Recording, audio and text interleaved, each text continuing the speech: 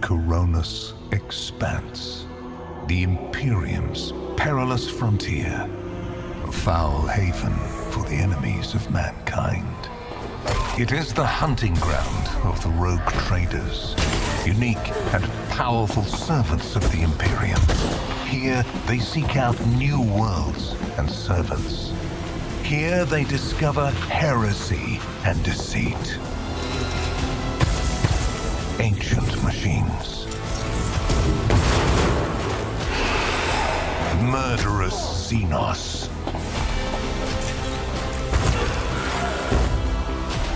Warp-spawned horrors.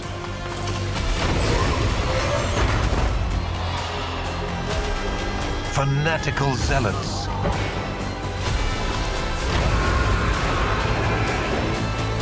In these dark reaches, the Emperor's light is faint. It is the rogue trader's duty to navigate through this dangerous unknown.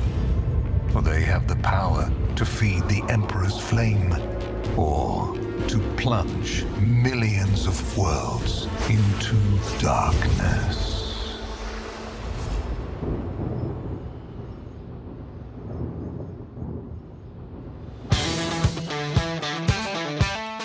Kill Team Rogue Trader tells the story of Owlcat Vane, a rogue trader. Now, rogue traders are very important characters in the 41st millennium. They're part leader, part explorer, part warrior.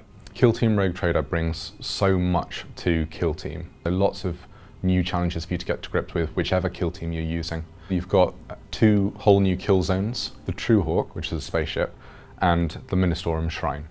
These 2 kill zones are set in like these ultra close confines, which is cool for 2 reasons. Which is one, you get to do these kind of really cinematic, interesting kind of corridor fights. So you have bullets ricocheting off walls, people taking cover, and someone might be like right next to you, but there's a wall between you. You've also got the introduction of these 2 new kill teams, the Owlcat Starstriders, led by Rogue Trader, and you've got the Galapox Mutants, who are led by Vulgar Thrice Cursed, who is just this horrific abomination. We wanted a very different look and different feel to this set. We gave each of the monsters and heroes their own archetypes. There's lots of aloof and ostentatious ornaments that we added on to bring them together as a team. We picked a couple colours that we then alternated and used in the different miniatures in different amounts and in different ways to kind of keep the crew and the Galapox infected different, but at the same time consistent. I'm so interested to try the 2 kill teams in the set. They're really, really unusual. There's actually quite a lot of options about what you take on your roster and how you use them in the game. On the Nurgle side, you have these hull breakers that are these massive fighters that are basically unmatched by anything else in kill team. The Owlcat Starstriders, they've got 6 specialists in a normal squad plus a leader,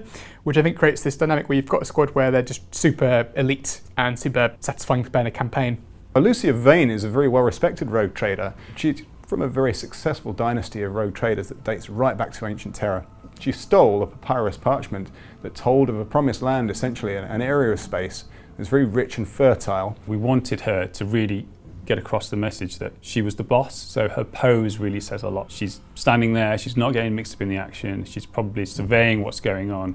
She's very, very aloof, and she's obviously well-to-do, and she knows it as well. One of Vane's closest confidants and operatives is Anastasia Minst. She's able to extend people's lifespans. She's also a very competent battlefield medic and is able to stitch people up or, in fact, even use all those potions and serums against the enemy. The death cult assassin, Nosso Prond. She is a very deadly woman. She's a bit more of a religious warrior, really, and she worships the Emperor in the form of a death god. When designing the Owlcat Starstriders, it was a fun challenge once again, because it's not that often we get to explore regular humans within the Warhammer 40,000 universe. We wanted to make sure that they would be able to survive within the harshness of that universe. We tried to give them the equipment that they needed, their uniforms reflected their character as well, so it was all linking that in. The Owlcat Starstriders have got a really unique playstyle. Because they've got so many specialists, you've got lots of models that are great at doing a particular thing. None of your models are very resilient, so you have to use them very carefully, and you have to know what your plan is with each one of them to make sure that you're getting the most out of the kill team. The pioneers, the people that are supposed to be bringing hope to the Imperium, they've actually brought their own doom with them. They found a beautiful paradise planet, a New Eden, and it was going well for a time until these great strange vermin started to haunt the settlement. They found something waiting for them there down in the engine rooms. This is where the Gallipok spilled forth. I think it's really cool to see such sort of gritty and grimdark miniatures on the tabletop again. It sort of really reminds me of that kind of early John Blanche era of Warhammer where everything was just sort of unbelievably grotesque, obviously with these kind of new modern designs. When making these creatures, we were working straight from the concepts of John Blanche. He did some amazing concepts, really weird stuff. They're kind of straight out of people's nightmares, and that's what we wanted, stuff that people hadn't seen before. So it wasn't specifically Nurgle, but had that wrinkle within them. So we've got the big guy with the cleaver who's got his meat hanging off him and a kidney hidden behind his back, and then we've also got the leader of that gang that's an amalgamation of machine and boiler room, so each one is really unique. My favourite miniature in this set is really hard to choose. It's probably the guy whose arm is transforming into a fly, because it's just so gross. Like, all the Nurgle mutants are disgusting, but like he's particularly sort of shuddery and horrible, which I really like. I think people will really enjoy the Gallipok's infected. There's so much you can do with the painting on the Nightmare Hulks to really push it in different directions, and I'm really looking forward to see what people do with that to really bring out the horror of these creatures. This is one of the most creative projects that I worked on as a designer, and we're really happy with the end result. The amazing thing about Kill Team Rogue Trader is just how packed with content it is. There's just there's something in there, I think, for every kind of person who plays the game. It was an amazing project to work on. I'm really proud to be a part of it, and I hope everyone enjoys it as much as I did. Aximilian is a canid, which is a strange species of animal that can be traced way back to ancient Terra. Very rare in the 41st millennium, but extremely useful. This weird mammal is able to sniff out the enemy and even senses mutation. It's a tremendously advanced sensorium, and it also has a great war cry that it gives out whenever it's startled or sees any enemy foe. One of the other things about it is it does have an unfortunate disadvantage, this canid. It does tend to transfer its saliva onto the faces of those around it, and jump up at them alarmingly, but the Adeptus Mechanicus, amongst others, believe it's possible the canid might know the answer to that most compelling of questions in the 41st millennium: who is a good boy?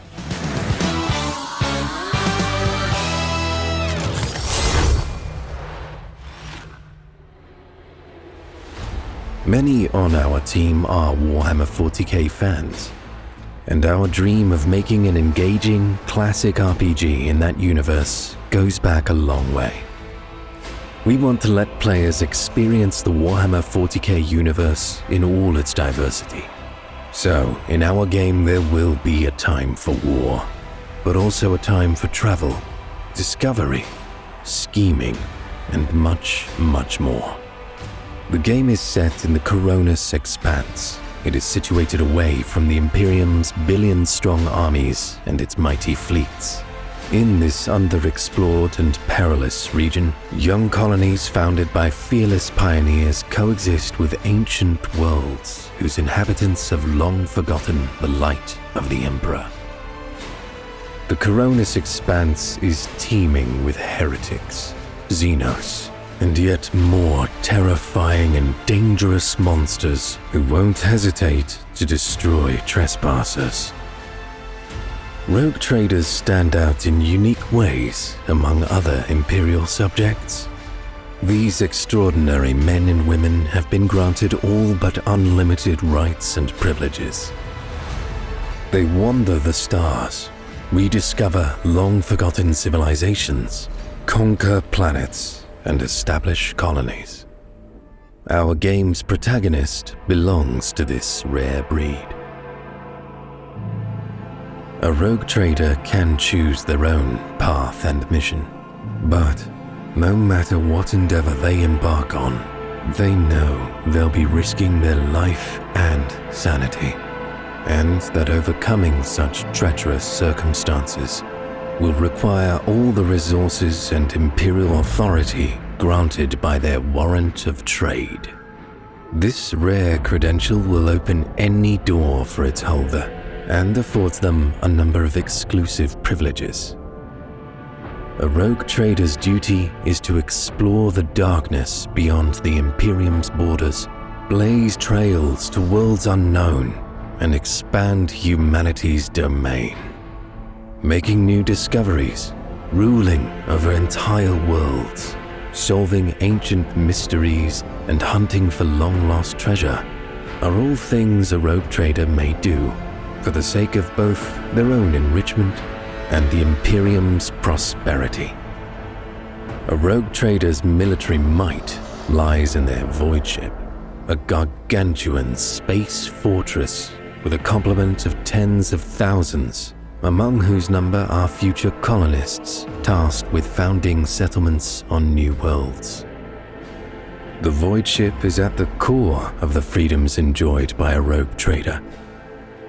They are exploring remote planets that emit strange radiation, waging an interstellar war on pirates, or defying impossible odds to reach further into the Coronus expanse. Flying through the warp is an immeasurable risk in itself, and our protagonist will feel this precarity as viscerally as their crew. Xenos are a different type of encounter that the rogue trader will have to contend with on their journeys. Dangerous and inscrutable, some of them are sentient non-humans who coordinate their actions to advance their detestable, unconscionable interests. However, the darkness beyond the Imperium holds more than just material threats. Far removed from the Empire's light, the Coronus expanse is a hotbed of sin and decay that can seduce even the most steadfast of hearts. Not every rogue trader has it in them to resist these temptations.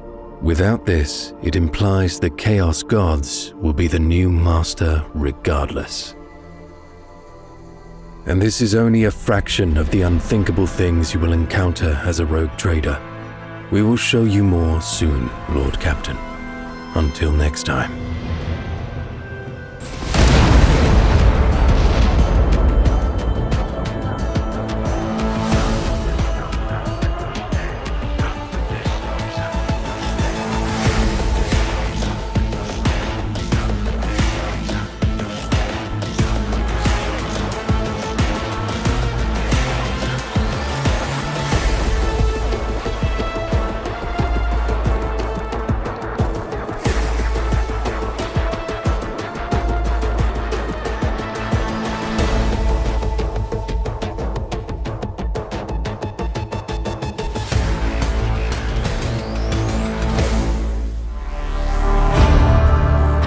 Warhammer 40,000 Rogue Trader is the first CRPG that is set in the epic grim darkness of the 31st millennium.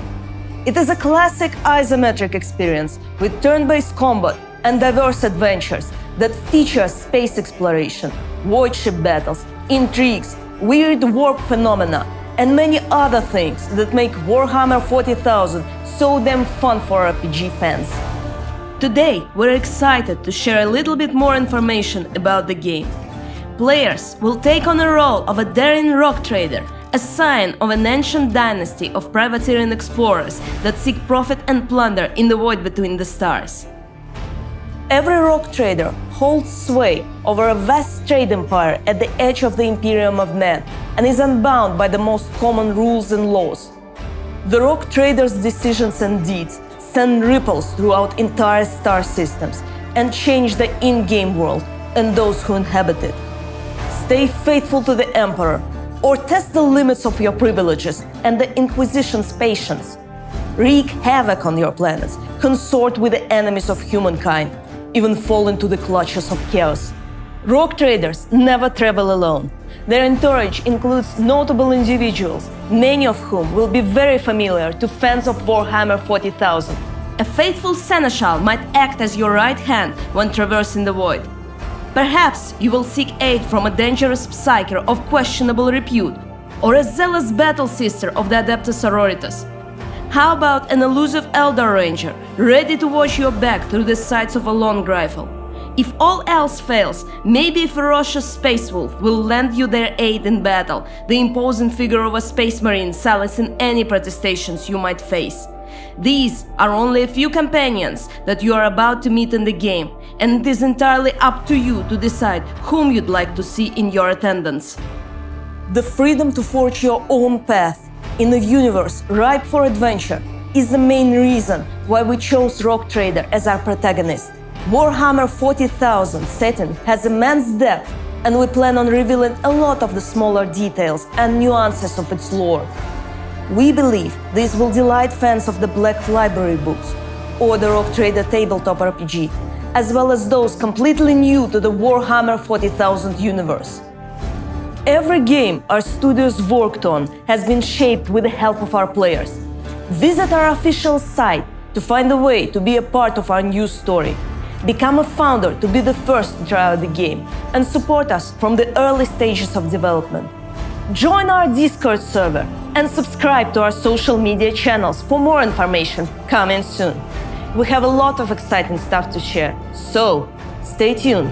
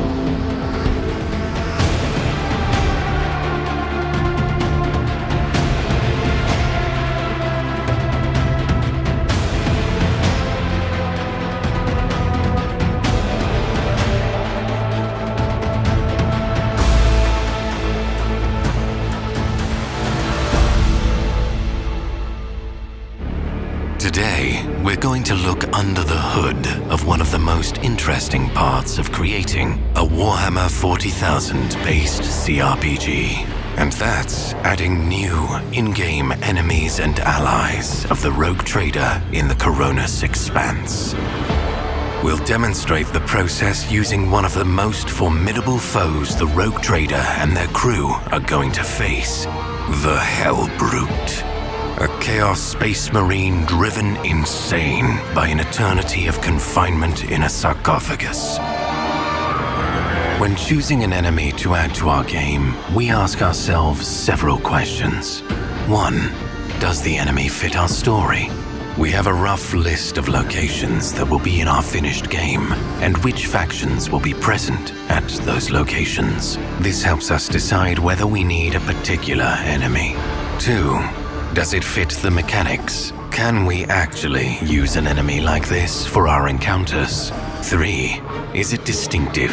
We really want to make enemies that look and feel distinct from each other, such as different sizes, weapons, and abilities. 4. Does it pass our cool factor test, and will the fans think it's cool too? And finally, does it suit our personal preferences? But for the Hellbrute, some of these questions didn't really factor. It was there from our very first drafts of the game concept. We always begin by assessing the model and deciding whether it requires detailed concept art. We need the concept art if our source material contains complicated shapes or an abundance of small details, or if we want to modify it to fit our game's lore.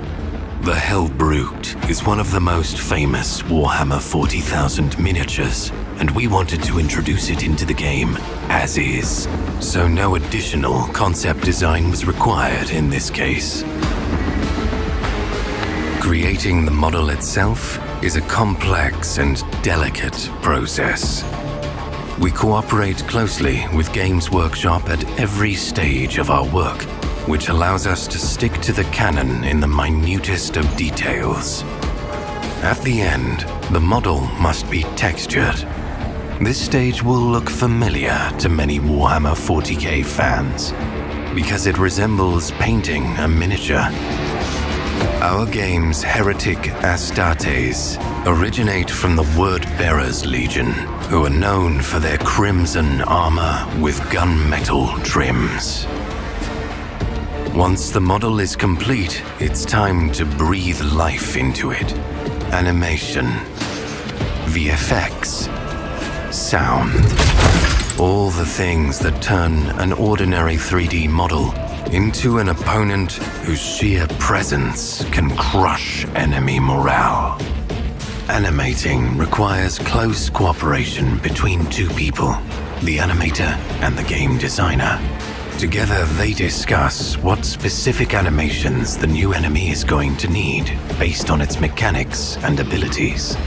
They keep the character's personality in mind, too. Hell brutes have spent thousands of years imprisoned inside their dreadnoughts under the constant influence of the sanity-destroying warp. And we're doing unholy justice to this fact. Then the VFX team takes over and designs special effects for abilities, weapon use, and death. And last but not least, the sound. Over to the Hell Brute. Sounds convincing. This is the complicated but important process that every new character in our game goes through. They're all different, and they're each uniquely deadly.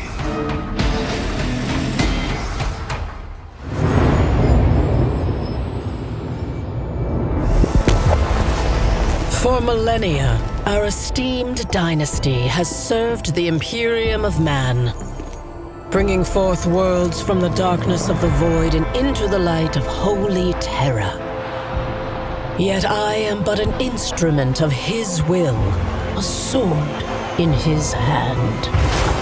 In his great wisdom, the Emperor bestowed a sacred mission upon his followers most true. To explore the frontiers uncharted. To claim relics unthinkable. To thwart threats unnumbered. And I, too, come the day I dread, will leave this mission to you, my heir.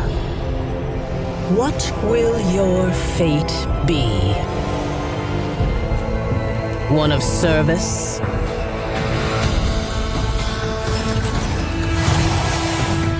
Of glory?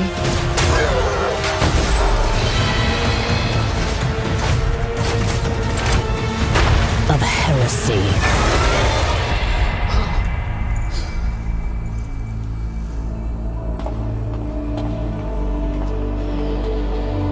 One can only hope it will be better than mine.